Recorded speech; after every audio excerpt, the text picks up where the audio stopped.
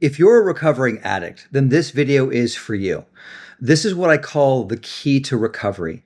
If you understand this one idea, you understand recovery, and you can recover from all the things in your life that are off, that are a mess, that aren't working, whether it's addiction to physical substances or it's relationships or it's behaviors. Not only that, it goes beyond that even to the character defects and the things that you do in life that you know are self-defeating. This one principle changes everything when you understand it. The basic idea, I think, is best said in A Course in Miracles, which is you are never upset for the reason you think you're upset. And I'll get into why that pairs with the 12 steps so well. The way that I say it, that I think is what I call, again, the key to recovery. You are always using a lesser pain to cover up a greater pain.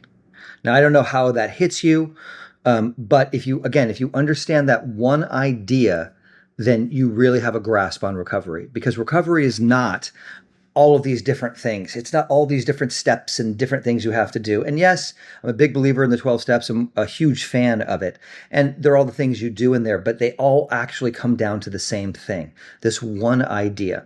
So let's talk about why that's the case. So if we take this idea, if we look at, the idea from A Course in Miracles, which you're never upset for the reason you think you're upset, and we start to apply that to the 12 steps and look at that and addiction. Let's take the fourth step, for example.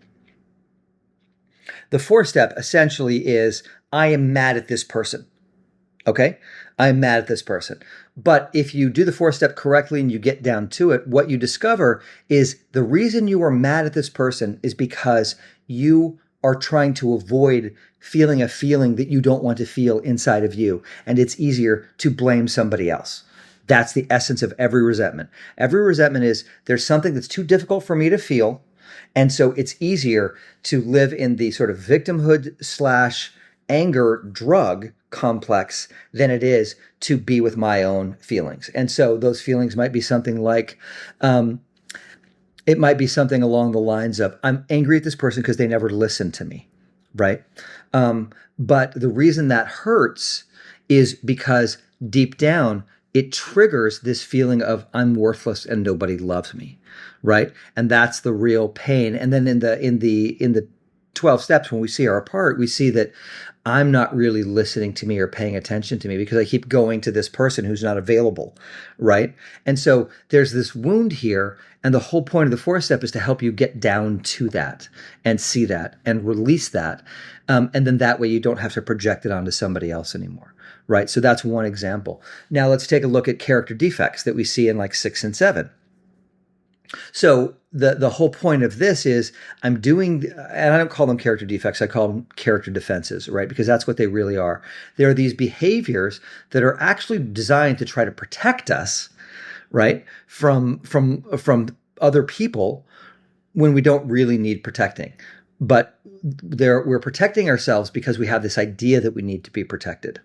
And so I'll give you an example. So for my life, it's like know-it-allism was a big thing. People used to come to me and say, "Hey, this is your biggest problem." And so I tried to work on it. And I tried to say, and I made some progress. I said, "Guys, I think I've solved this. I think I'm not a know-it-all anymore." And they would say, "You're as bad as ever." And I would go off and work on it for 5 more years and say, "Okay, guys, I think I really licked it. I'm not a know-it-all anymore." And they say, "Yeah, you are." And so when I really started to look at this with this new understanding, I realized that I used know-it-allism to protect myself, right? So what would happen is I would see somebody going down the drain, right? Having a rough time. And I was so scared that they were going to pull me down with them. I was terrified of this, that I had to save them and stop them. And so I used my mansplaining and all that stuff to try to rescue them. And of course that didn't work, did it? Right? But you see, I used the lesser pain of this know-it-allism to cover up the greater pain of I'm going to go down the tubes and I'm going to be destroyed, right? See, I don't want to feel that. So I do that. So now we come back to the beginning, like steps 1, 2, and 3, right? So why is alcohol a problem for a person? Okay, there's the physical allergy part, but it even says in the big book, the physical allergy part is a small part. If someone's allergic to peanuts, they don't eat peanuts.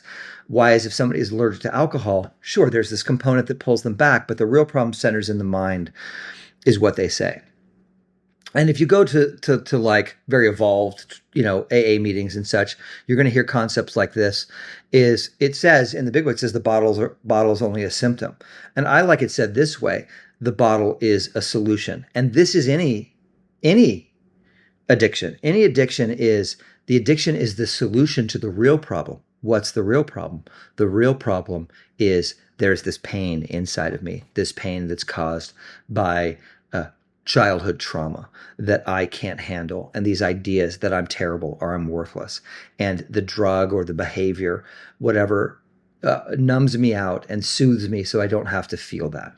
Like, that's the point of all addiction, right? So again, you have the lesser pain of an addiction, and I'm focused over here on that so that I'm completely distracted from, and I don't realize and pay attention to the greater pain, which is I feel like I'm not worthwhile. I feel like I'm worthless. How does that work every day in recovery, right? How does that work in your everyday life?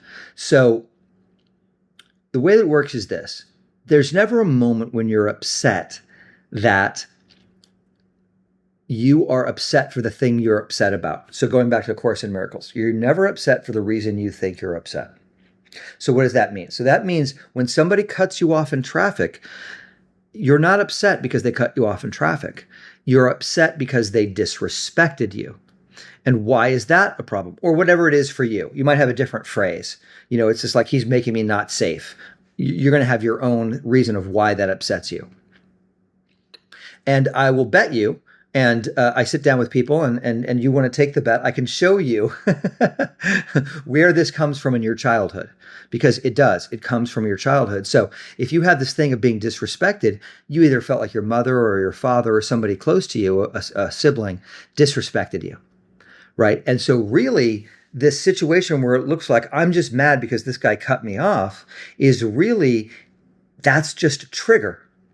That's a trigger for this deep wound of, you don't respect me. And why don't you respect me? Because you don't love me. You don't care about me. Because I'm unlovable. Whatever it is for you.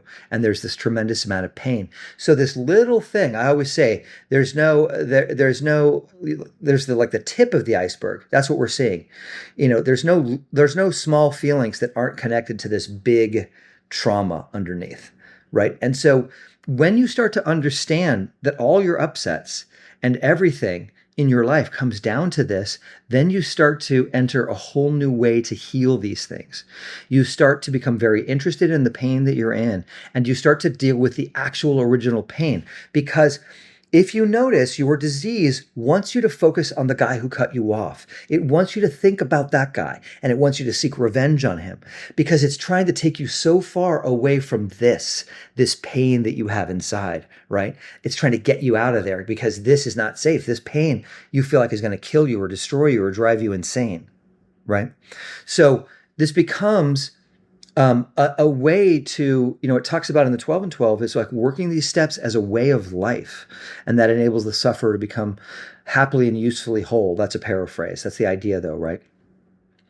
And so in this way, you can start to use these steps as a way of life when you understand this one idea of, oh, I think I'm upset about this. Let me now find out what I'm really upset about. And I can begin to work the steps now on what I'm really upset about. And I have some other videos, and maybe I'll put them in the description below, about, I have one called All Addiction is Caused by Trauma, right? Which really sort of explains how this trauma gets there and why it's there and why addiction is the answer and the solution to it, right? But all your pain, all the things. So if you're upset at your daughter or you're upset at your mother or whatever it is, those things aren't the real situations. And your disease wants you to focus on those real situations. And I can't tell you how many times I beg my clients to not focus on the situation, but focus on the feeling that situation brings up in you, because that we can heal and that can change. If you chase the situation, it never frees you from this pain inside. Okay. So Wrap your mind around this and look for it and start to see. Spend the next couple of days and just see where you can see this everywhere. And once you get down to your deeper feelings, we have workshops and classes at my free community called Unblock Your Brilliance, where we focus on how to get in touch with your deepest intuition and awaken that. And we show you how to find the blocks that are blocking you and how to deal with those. So you can book a one-on-one session with me. It's a free initial consultation. And I promise you'll sit across from somebody who has deep compassion for whatever it is you're going through. And we can help illuminate this pain and where it's coming from and help you get on the track to start dealing with that pain directly. And while you're down there in those links, please like and subscribe so that we can keep creating more content like this. And, it's just really nice to be here with you and to have this conversation. And I hope we can continue this conversation. So go check out the free community or book a one-on-one consultation or just watch the next video. See you next time. Cheers.